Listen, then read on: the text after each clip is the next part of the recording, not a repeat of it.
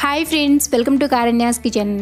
కారణ్యాస్ కిచెన్లో ఈరోజు వీడియోలో జ్వరంగా ఉండి లేదంటే జలుబు చేసినప్పుడు మనకేమీ తినాలనిపించదు కదా, అలాంటప్పుడు ఇలా నిమ్మకారం చేసుకోండి. చాలా రుచిగా ఉంటుంది, నోటికి పుల్లపల్లగా కొంచెం కారంగా తగులుతూ చాలా టేస్టీగా ఉంటుంది. ఈ నిమ్మకారాన్ని ఎలా తయారు చేసుకోవచ్చో వీడియోలోకి వెళ్ళి చూసేయండి. ఈ నిమ్మకారాన్ని ప్రిపేర్ చేసుకోవడానికి ముందుగా 3 మీడియం టు పెద్ద సైజులో ఉండే నిమ్మకాయలు తీసుకోండి. పెద్దవైతే జ్యూస్ అనేది ఎక్కువ వస్తుంది, పులుపు అనేది ఎక్కువ ఉంటుంది. మరి చిన్నవి తీసుకోవద్దు, పులుపు తగ్గిపోతుంది. అప్పుడు ఇలా మీడియం టు కొంచెం పెద్దగా ఉండే నిమ్మకాయల్ని 3 తీసుకుని ఇలా కిచెన్ టాప్ మీద పెట్టుకుని కొద్దిగా రుద్దుకోండి. ఒక 10 సెకండ్ల నుంచి 20 సెకండ్ల పాటు అలా రుద్దుకోవడం వల్ల అందులో ఉన్న జ్యూస్ అనేది ఎక్కువ వస్తుందన్నమాట. ఇలా 2 భాగాలుగా కట్ చేసుకుని ఇప్పుడు ఇందులో ఉన్న జ్యూస్ అంతా కూడా తీసేసుకోవాలి. ఇలా 3 నిమ్మకాయల్లో ఉన్న జ్యూస్ అంతా కూడా ఇలా ఒక గిన్నెలోకి తీసి పక్కన పెట్టుకోండి.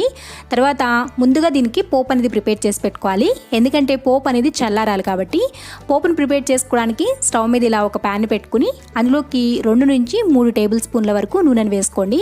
మీరు ఏ నూనెనైనా వాడుకోవచ్చు. ఇది జస్ట్ మనం ఇన్స్టెంట్గా కొద్దిగా చేసుకుంటున్నాం కాబట్టి మీరు శనగ నూనె అయినా వేసుకోవచ్చు, లేదు అని అనుకుంటే మామూలుగా సన్ఫ్లవర్ ఆయిల్ అయినా కూడా వాడుకోవచ్చు. నూనె అనేది లైట్గా కాగిన తర్వాత ఇప్పుడు ఇందులోకి 1 టీ స్పూన్ వరకు ఆవాలను వేసుకోండి.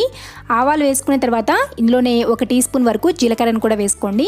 మీరు కావాలనుకుంటే 1 టీ స్పూన్ వరకు మినపప్పును కూడా వేసుకోవచ్చు. ఇక్కడ నేనైతే మినపప్పు వేయలేదు. తర్వాత ఒక 7-8 వెల్లుల్లిని ఈ విధంగా లైట్గా దంచి వేసుకోండి. వెల్లుల్లి ఫ్లేవర్ అనేది చాలా చాలా బాగుంటుంది అండ్ హెల్త్కి కూడా చాలా మంచిది. తర్వాత ఒక 2-3 ఎండుమిర్చిని కూడా తుంపి వేసుకోండి. తర్వాత ఒక 4 నుంచి 5 కరివేపాకు రెమ్మల్ని ఫ్రెష్గా వేసుకోండి. కరివేపాకు ఫ్రెష్గా ఉంటే ఈ కారం టేస్ట్ కూడా బాగుంటుంది. తర్వాత ఒక 1/2 టీ స్పూన్ పసుపును వేసుకోండి. ఇలా అన్నీ వేసుకుని ఒకసారి స్పూన్తో కలుపుకున్న తర్వాత మీకు నచ్చితే ఇందులో ఒక 1/2 టీ స్పూన్ లేదా కొద్దిగా ఒక 2-3 చిటికెళ్ళంతా ఇంగుని వేసుకోండి. నచ్చిన వాళ్ళు వేసుకోండి, లేదంటే ఇంగుని స్కిప్ చేసేయచ్చు. ఇక్కడ నేనైతే కొద్దిగా వేసాను. ఇలా ఇంగు కూడా వేసుకున్న తర్వాత ఈ వెల్లుల్లి లైట్గా వేగేంత వరకు లో టు మీడియం ఫ్లేమ్లో ఒక 2 నిమిషాల పాటు ఫ్రై చేసుకోండి. ఇలా మనకి పోపు అంతా కూడా ఫ్రై అయిపోయిన తర్వాత ఇప్పుడు స్టవ్ ఆఫ్ చేసేసి ఈ పోపుని పూర్తిగా చల్లారనివ్వాలి. ఇక్కడ దీన్ని నిమ్మరసంలో వేసుకోవాలి కాబట్టి ఇది చల్లారిన తర్వాతే దీన్ని నిమ్మరసానికి వేసుకోవాలి. అందుకే ముందు పోపుని ప్రిపేర్ చేసి పెట్టుకోండి. ఇది పూర్తిగా చల్లారేలోపు ఈ నిమ్మకారాన్ని కూడా ప్రిపేర్ చేసి పెట్టుకుందాం. ఈ కారాన్ని ప్రిపేర్ చేసుకోవడానికి ముందుగా ఇలా ఒక గిన్నెని తీసుకుని అందులోకి ముందుగా తీసి పెట్టుకున్న ఈ నిమ్మరసాన్ని వేసుకోండి. ఇలా నిమ్మరసం అంతా కూడా వేసుకున్న తర్వాత ఇందులోకి 3 టేబుల్ స్పూన్ల వరకు కారాన్ని వేసుకోండి. ఇది పచ్చి కారమేనండి, మనం కూరల్లో మసాలా కారం వేసుకుంటాం కదా, అది కాదు. పచ్చళ్ళలో వేసుకునే కారాన్ని వేసుకోవాలి. ఇలా 3 టేబుల్ స్పూన్ల కారం అనేది ఎక్కువ అవ్వదు, లేదంటే తక్కువ కూడా అవ్వదు, కరెక్ట్గా సరిపోతుంది. ఇలా కారం వేసుకున్న తర్వాత ఇందులోకి 1.5 టేబుల్ స్పూన్ల వరకు ఉప్పును వేసుకోండి. ఉప్పుని చూసి వేసుకోండి. ఇక్కడైతే కరెక్ట్గానే ఉంది నాకు.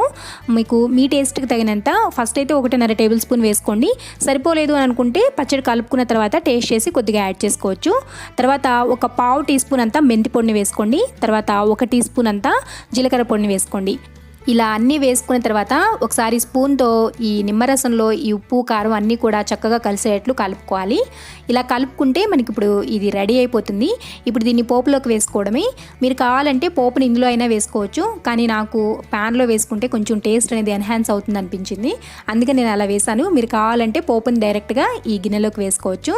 అంతే, చాలా టేస్టీగా ఉండే నిమ్మకారం అయితే రెడీ అయిపోతుంది. చాలా చాలా టేస్టీగా ఉంటుంది. ఇది అన్నంలోకి బాగుంటుంది, ఇడ్లీలోకి, దోశలోకి చాలా చాలా బాగుంటుంది.